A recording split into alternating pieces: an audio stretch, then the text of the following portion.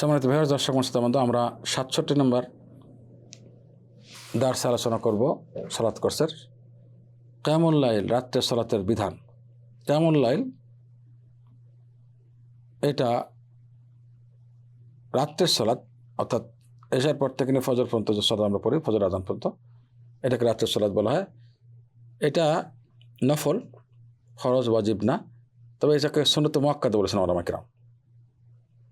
রাসূলুল্লাহ সাল্লাল্লাহু আলাইহি ওয়াসাল্লাম আদেশ করেছেন মহানবীকে এটা পড়তে।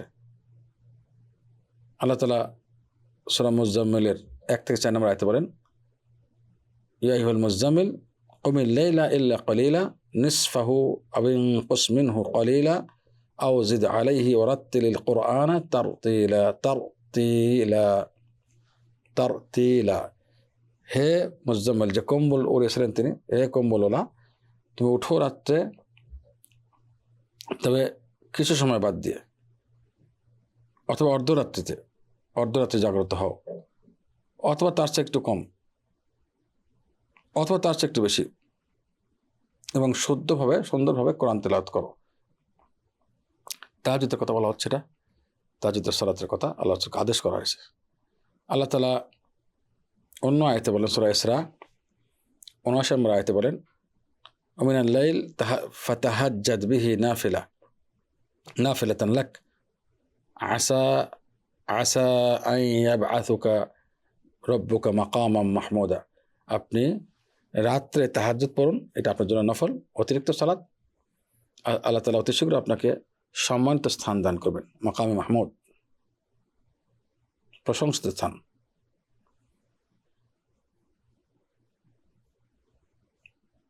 তিন নম্বর প্রমাণ যে মুত্তাকিনদের বৈশিষ্ট্য, এটা তাহাজ্জুদের সালাত নেককারদের বৈশিষ্ট্য। আল্লাহ তাআলা নেককারদের মুত্তাকিনদের বৈশিষ্ট্য বর্ণনা বলেন সূরা যারিয়াত ১৭ এবং ১৮ নম্বর আয়াতে বলেন, কানু কলিলাম মিনাল লাইলি মা ইয়াহজাউন ওয়া বিল আসহারি হুম ইস্তাগফিরুন। তারা রাত্রে ঘুমাতেন কম, এবং শেষ রাতে তারা আল্লাহ তাআলার ইস্তেগফার করেন। আল্লাহু আকবার। আসহার সেহরির ওয়াক্ত, শেষ রাত্রিতে তারা আল্লাহর ইস্তেগফার করেন। কিয়ামুল লাইল বা রাতের সালাতের ফজিলত, এটা সবচেয়ে উত্তম আমল, এবং দিনের যে কোনো নফল ইবাদত বন্দেগীর চেয়ে রাত্রের সালাত উত্তম। এটা ইখলাসের কাছাকাছি, কারণ গোপন হয়। তাছাড়া ঘুম ত্যাগ করে, এটা কঠিন কাজটা আল্লাহর জন্য জাগা দিনের চেয়ে অনেক বেশি কঠিন, এবং ঘুমের আনন্দ ত্যাগ করে নফসের বিরুদ্ধে গিয়ে এটা আদায় করা, এই জন্য সব বেশি।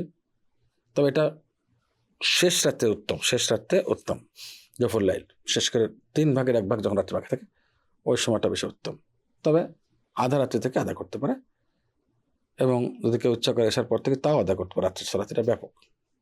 উত্তম সময়টা হলো সুন্নাহ হলো শেষ রাত্রিতে। মহানবী সাল্লাল্লাহু আলাইহি ওয়াসাল্লামকে প্রথম রাত্রিতে বলা হয়েছে, এরপরে মাঝরাত্রিতে, মধ্যরাত্রিতে, এরপরে লাস্টে শেষ রাতেই এই আমলটি শেষ আমল ছিল।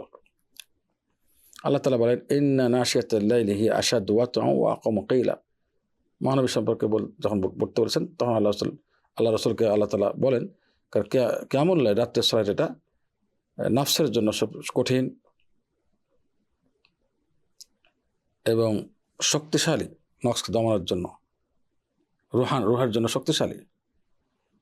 এরপরে আল্লাহ তাআলা মহানবী সাল্লাল্লাহু আলাইহি ওয়াসাল্লাম বলেন, আমর ইবনে আবাসের হাদিস, রাসূলুল্লাহ সাল্লাল্লাহু আলাইহি ওয়াসাল্লাম বলেন যে বান্দা আল্লাহর সবচেয়ে কাছে, আল্লাহ বান্দার সবচেয়ে কাছে কখন হন?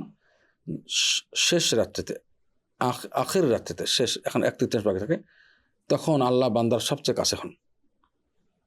আল্লাহ তাকে বলেন, সাহাবী আমর ইবনে আবাসকে, যদি তুমি চেষ্টা করো ওই সময়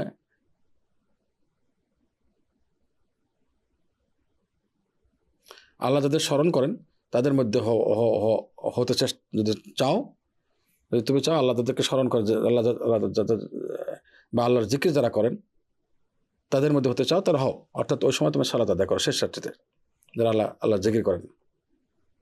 কারণ ওই সালাতে ফেরেশতারা হাজির হন একেবারে সূর্য ওঠা পর্যন্ত, অর্থাৎ সালাতুল লাইলে ফেরেশতারা হাজির হন মাশহুদা। নাসাইর হাদিস এবং শেখ আলবানী সাহেব বলেছেন, তিরমিজি এবং নাসাই দুটি। তিরমিজির হাদিস নাম্বার 3579 এবং নাসাইর হাদিস নাম্বার 5572 নম্বর। রাসূলুল্লাহ সাল্লাল্লাহু আলাইহি ওয়াসাল্লামকে জিজ্ঞাসা করা হয়েছে সবচেয়ে উত্তম সালাত কোনটি ফরজ সালাতের পরে। মহানবী সাল্লাল্লাহু আলাইহি ওয়াসাল্লাম বলেন যে সবচেয়ে উত্তম সালাত হলো ফরজ সালাতের পরে শেষ রাতের সালাত, আল্লাহু আকবার, রাত্রির গভীরের সালাত, রাত্রির গভীরের সালাত। হাদিসটি সহিহ মুসলিমের হাদিস নাম্বার 1163। আসসালামু আলাইকুম ওয়া রাহমাতুল্লাহি ওয়া বারাকাতুহু।